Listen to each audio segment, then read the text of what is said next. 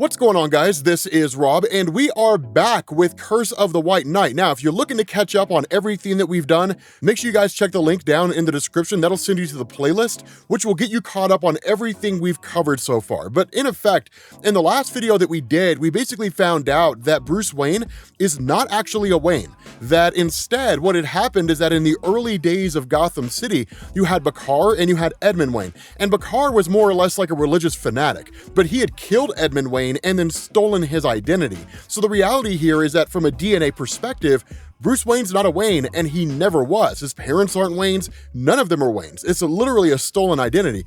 The person who's actually descended from Edmund Wayne is Jean-Paul Valley, who's basically Azrael. He's a character that even now, he's a little bit of a mystery in Curse of the White Knight. But the cool thing about this is that what it does is it initially picks up with Harley Quinn. Now remember, one of the things that Harley Quinn establishes here is that she and Jack Napier had basically figured out what was going on, right? Her and the Joker had figured out that Bruce Wayne is not a Wayne. But when Jack Napier was cured, quote unquote, and turned into a regular human, right, basically lost the influence of the Joker temporarily, they agreed not to tell Bruce, that Bruce needs to figure it out on his own. And the reason why is because if they told him he's not a Wayne, then Bruce Wayne would have figured in some capacity the Joker persona was basically coming back to Jack Napier, and he was going insane, making up a bunch of nonsense, but by whatever manner and whatever means, Bruce Wayne probably wouldn't have believed them. But by figuring it out on his own, it's incontrovertible. There is no influence there. It's literally him discovering the story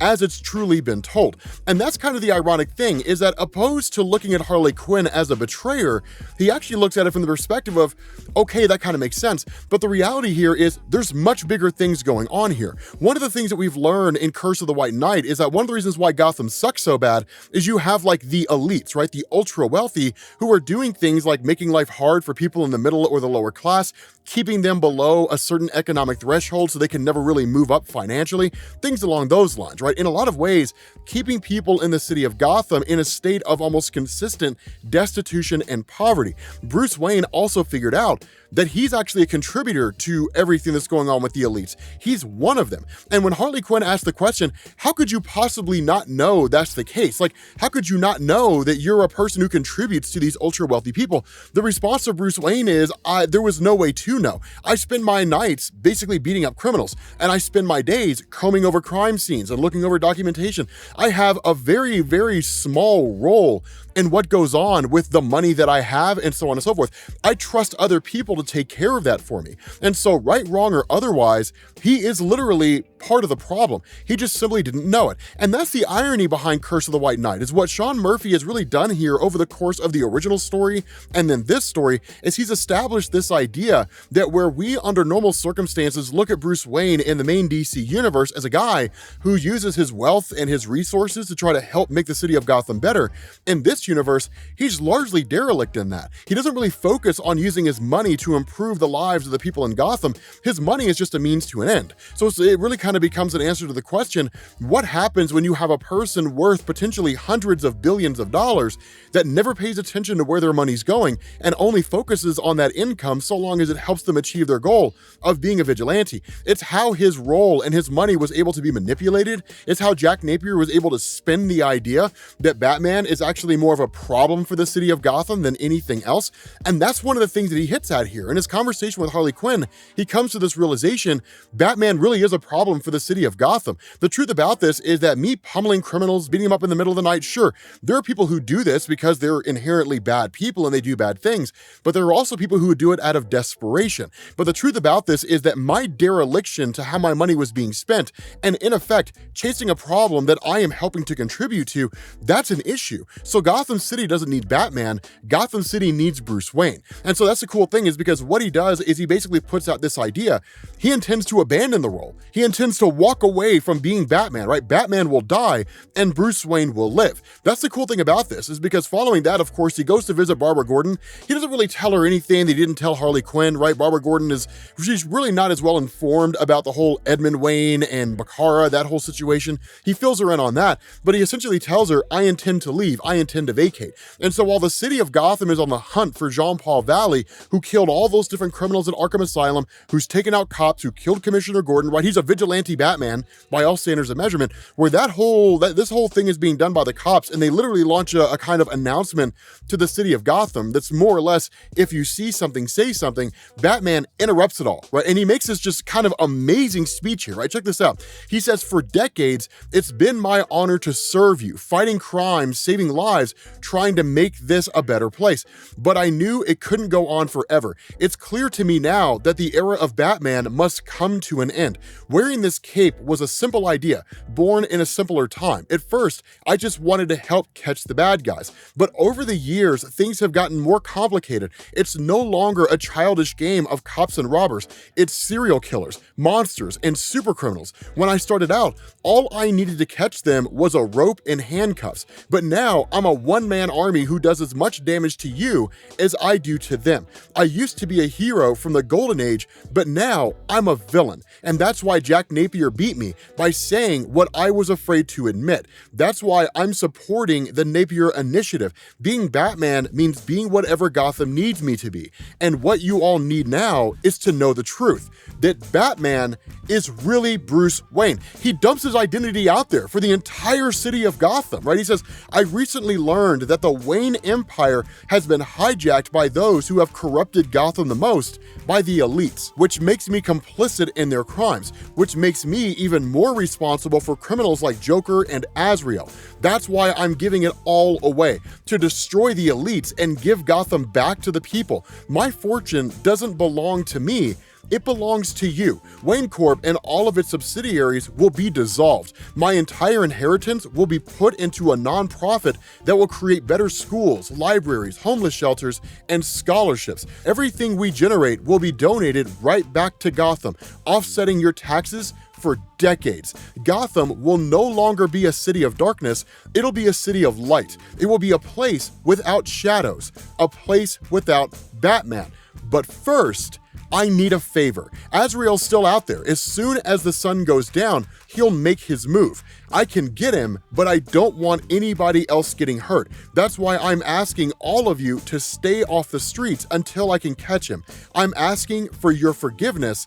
I'm asking you to trust me. I'm asking for your permission to be Batman one last time." Now, this is a huge moment in the Batman mythos. And what's so amazing about this, about what Sean Murphy's doing here, he's quite literally mirroring DC Comics, right? If you guys ever had a chance and you've seen Alex Ross art, and I've got it all throughout my basement, that Alex Ross's art is called photorealism, but it kind of gives you a feeling of a time when superheroes walked a little taller, right? There was no moral ambiguity. Like, there was a complete and total differentiation between the good guys and the bad guys. The good guys fought the bad guys, and the good guys beat the bad guys. And that was it. It was just that clear cut and simple. That's what he talks about when he talks about the Golden Age, right? It's Sean Murphy saying, like, back in the 40s and 50s and 60s, it was that clear cut. It was simple. Back in the 40s, maybe not so much, because Batman did kill people, but like from the 1950s going forward, it was a much cleaner and simpler time when it came to superheroes. It wasn't until the 70s, with like the death of Gwen Stacy in Marvel Comics, and the 1980s when you got Dark Knight Returns, that comics became a lot more murky. The line between superheroes and supervillains became murkier, right? The rise of the anti-hero, different things like that. That it was a more complicated time. Not only that, Batman's role really has changed. You look at the old comics back in like the 1940s, 1950s when it came to Batman, it really was just him with like a rope and handcuffs, and that was basically it. A great example of this is the story Batman War on Crime from World's Greatest Superheroes by Paul Dini and Alex Ross. We covered that story. Again, we'll have the link down in the description as well if you want to see it. Beautifully written story, beautifully drawn story. That's what that was. It was Batman with a rope and handcuffs. No overcomplication, no advanced technology or anything like that. But as time has gone by and as things have become more advanced, criminals have become more capable in terms of hiding their actions. They've become more dangerous. They've become more extreme, that Batman had to slowly match them. He had to kind of keep up with them. And the reality of this is that while that was necessary for him to maintain his role, otherwise, trying to beat someone like the Joker who's flooding the city of Gotham with toxin using a rope and handcuffs would basically make Batman inept. The reality of this is that the people of Gotham were caught in the middle. collateral damage. Their homes were destroyed, their lives were destroyed in an effort for Batman to keep up and to keep things going. And so realizing what it was that Jack Napier said in the first Batman the White Knight comic, where he said, Batman contributes to the poverty and destitution of Gotham, and we become criminals because we feel like we have no other choice, because we have families to feed, right? Or in act of desperation, or whatever the case happens to be, right? People prey on others, not so much because they're horrible, but because they're desperate, because Batman does nothing to improve the financial situation and to solve the underlying issue of desperation in the city of Gotham. Batman's the problem, right? Batman creates people like me, right? That's what Jack Napier said. He turns guys like me from ordinary people into the Joker. That's why that happens. And so realizing that everything Jack Napier said was true, the most capable way for Batman to protect the city of Gotham is to literally give all his money away, to do that exact thing. And so what ends up happening is that because of the fact that Jean-Paul Valley had previously attacked the Batcave and taken out most everything that Batman had at his disposal, he has to go lo-fi. He's got one Batmobile left, and it's the OG Batmobile, right? It's like the Batman 89 Batmobile, right? Like the old Michael Keaton movie Batmobile. And it looks dope. I'm gonna be honest with you guys. I really hope that with James Gunn's new DC films universe, whatever it is he's doing, I hope we get the old school Batmobile back from like Batman 89. I hope that returns because that thing is amazing. I just love the way that thing looks. But it's one of those murky situations because Bruce Wayne, looking at this whole situation with Azrael, comes to a stark realization: one of them's got to go. Right? Like Azrael he's a believer, right? Like this guy is a religious fanatic, right? This guy believes that what he's doing is legitimately right, that it's the way to go. And so as a result of this, because Azrael has no qualms with killing, the only way for Batman to deal with him is to kill him. And the crazy thing about this is literally every member of the Batman family tells him not to. Nightwing tells him not to. Barbara Gordon tells him not to. They all tell him, you can't do this. Batman doesn't kill. But the reality here is that Bruce Wayne seems to have come to this realization that while it is true that Batman doesn't necessarily kill, there are times when he has to, because there are some threats out there that are so extreme that it's like Alfred said in The Dark Knight, right? That there are some people out there who aren't looking for anything like money, right? They can't be bought, bullied, or reasoned with. That some people just want to watch the world burn. And the only way to deal with them is to eliminate them. It's the only thing that you can possibly do. And so, of course, Batman getting out to Gotham City comes to this realization that people in Gotham do trust him. They've cleared the streets in its entirety. Now, whether or not this is due to the people of Gotham actually trusting Batman or it's due to a manner of self-preservation is debatable. But Sean Murphy gives us this perspective that like people trust Batman, and that's the reason why they've cleared the streets. And so Batman's basically given the location of Jean-Paul Valley, and he ultimately tracks him down. While the Gotham City Police Department does respond as well, and it's really more of them trying to find a way to eliminate Azrael before Batman can quote unquote fall down the path and kill Azrael, Batman takes their vehicles out and kind of returns it back to this idea of it being him and Jean-Paul Valley. And so there's this like amazing moment here when Batman really, like, his car's destroyed effectively by Jean-Paul Valley. He takes out a plane in the process, which is kind of cool. And he just like emerges from the Batmobile with like an automatic rifle, and it looks amazing. Like, I gotta say, man, I kind of want, like, I'm gonna hit up Sean Murphy on Twitter, because I don't know if Matt Hollingsworth drew it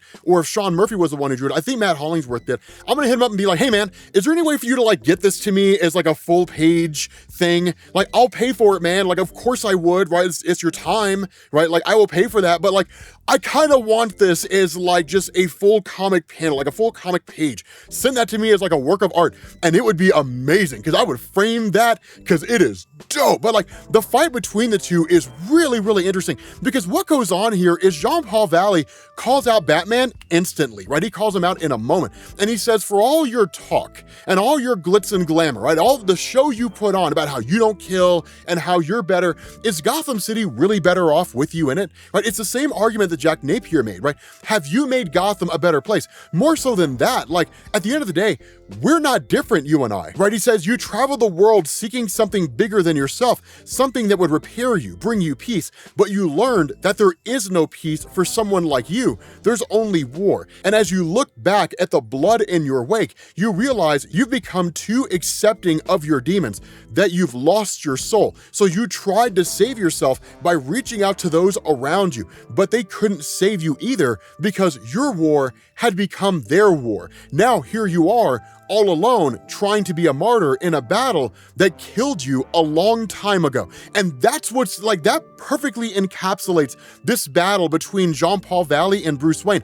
Because literally, Azrael's just like, you're dead. Like, Bruce Wayne is dead. Bruce Wayne's gone. You make this grand speech to the city of Gotham and you tell people, like, I'm gonna give all my money away and all that kind of stuff. Like, it will somehow absolve you. But at the end of the day, you made Gotham this way. So you can't create a problem and then say, I wanna fix the problem, and then expect the world to pat you on the back, right? It doesn't work that way. This war, right? You, Batman, your war on crime, everything that makes you who you are since the death of your parents, it's long since killed you. And whether you kill me or you imprison me or you give away your hundreds of billions of dollars, it will not change any of that. You will still be the man that broke the city of Gotham and is now trying to quote unquote fix it for no other reason than the fact that it will soothe your guilty conscience, Bruce Wayne. It's just this amazing moment between the two, because as Bruce Wayne is hell-bent on killing Jean-Paul Valley, eventually Nightwing shows up. And the crazy thing about this is that there's this amazing moment between the two where you kind of have this whole situation where Batman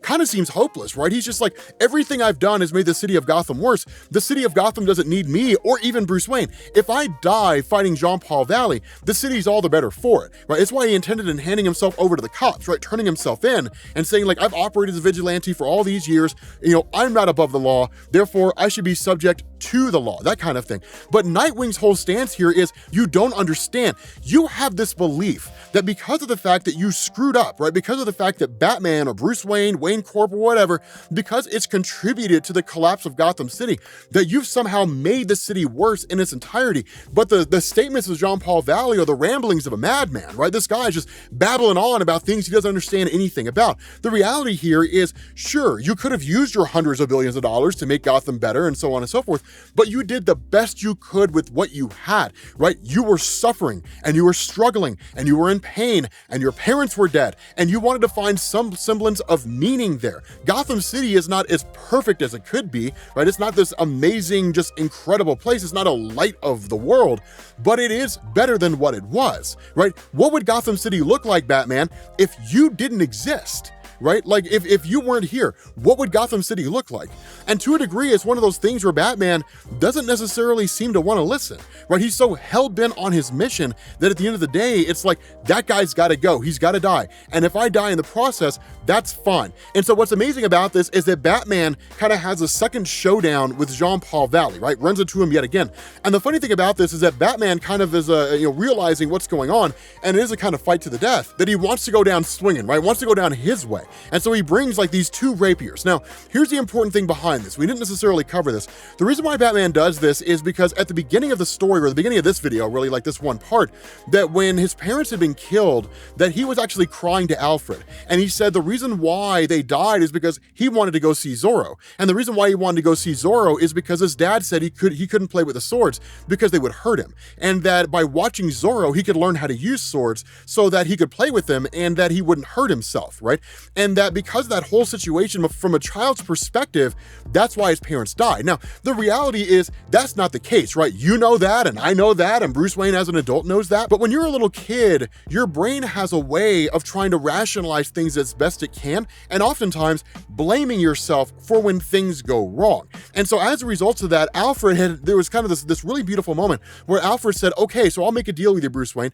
If you can put on your suit and you can go to the funeral for your parents, when we get back, I will teach you how to use those rapiers. So you will become just as capable as Zorro, so that if you're ever in danger, or anybody that you care about's ever in danger, that you'll know how to use these swords and you'll know how to protect you and yours. And so that kind of set the seeds for Batman kind of becoming Batman, right? The things that he did. But it was a really, really beautiful and touching moment. But that's why he brought these swords here, right? Because it's kind of a throwback to that early bit of a discussion. Now, the funny thing here is that Azrael's still using all his advanced armament and the high-tech Batman suit and so on and so forth. And so what Bruce Wayne says is like, I saw the inscription that was written on your rapier, right? Your scabbard, on your sword, right? And what it said is like God's will, basically, you know? So here's the question that I have for you. If this is truly a fight between you and me, and this fight is truly God's will, then why don't we have this fight as two men fighting based on what God wants? And so at that point, Jean Paul Valley's like, touche. So we cast aside all this technology, and him and Batman are just fighting on top of the Batmobile out in the middle of like Gotham Harbor, right? And so they've just got swords, and it's just bare knuckle fighting. And watching this knockdown, drag out fight between Jean Paul Valley and Bruce Wayne is phenomenal because of that history they have, but also because of the fact they're fighting over the Wayne legacy. They're fighting over their own history. This is in a lot of ways a modern day depiction of Bakar versus Edmund Wayne, right? From the old days back in the early times of Gotham City. That's what it looks like. And so Jean Paul Valley, ever trying to play mind games with Bruce Wayne, he asks him this question. He says, tell me one last thing before all of this is over, Bruce Wayne. Do you think they knew? And the response of Bruce is like, who are you talking about? And he says, your parents. Did they know that they were swine draped in pearls, leeches feeding from the belly tit of Gotham, fake aristocrats bred from a rotten bloodline? Do you think they knew? And the reality here is basically insulting Batman's family, right? Insulting his dead parents is enough to send him over the edge, grabs a sword and slices the throat of Jean Paul Valley on the spot, right? Like literally cuts his carotid artery. So he's just sitting there bleeding to death. And his response is, you did it, Bruce Wayne, you killed me. Congratulations, right? Like, I knew that you had it in you. I knew you had it to do what needed to be done. You finished what Bakar started. You eliminated the last and final Wayne. And so ultimately, Bruce Wayne changes his mind, and he ultimately ends up grabbing a first aid kit and actually suturing up the injury of Jean Paul Valley, right? Like literally helping keeping him alive. And so it's an amazing moment because at the end of the day, Batman kept himself from falling back over the edge, right? Kept himself from basically killing Jean Paul Valley. And so in response to that, he hands himself over to the police. He hands himself over to the Gotham City Police Department. Now, the funny thing about this is that Harley Quinn was initially going to bust him out. She's sitting in the driver's seat of the police car, and she's like, we can make a break for it, Bruce Wayne, come on, let's go. And his response is, no, that's not what we're doing here, right? I'm not making a break for it. I'm not running. This was not some kind of a scam, because if I do that, after making that speech to the city of Gotham, if I do that, they'll never trust me again. They will never, ever, ever trust me again. This is bigger than that. This is bigger than any of that stuff, right? Gotham City has to learn to trust Bruce Wayne and the idea of Batman, believe in the idea of Batman, even if Batman doesn't exist anymore. They have to believe that they themselves can make the city of Gotham better, and I can help them do that by giving them all that money. And so Harley Quinn ultimately ends up just letting him leave. And so that's what's kind of crazy here, is because as that time progresses, we basically have all the fortunes of Batman that are handed over to the entirety of Gotham City, right? Like the hundreds of billions of dollars at his disposal are handed over. Gotham City uses that money to retrofit the Gotham City Police Department to make them more effective. They use that money just as Batman said they would, by handing it over to schools, by handing it over to different places out there in order to ensure that Gotham can experience a kind of economic proliferation from the ground up. And so one of the last things that happens here is that while Bruce Wayne sits in jail, a guy comes out of nowhere and says, why am I here, Bruce? Right? And his response is, Montoya needed someone to keep an eye on me, someone who knows my tricks and can stop me from escaping. So I had her track you down. And this guy's response is, well, we both know that no cell can hold you, Bruce Wayne. If what you want to do is leave, you can leave at any point in time. You really expect me to believe that you intend on staying here? There's got to be another reason. You're right, there is another reason. I simply want to talk. And the guy that Bruce Wayne is talking to is none other than Jason Todd, the first Robin in the Curse of the White Knight universe. With that being said, guys, we're going to bring this video to an end. Thank you all for watching, and I will catch you all later. Peace.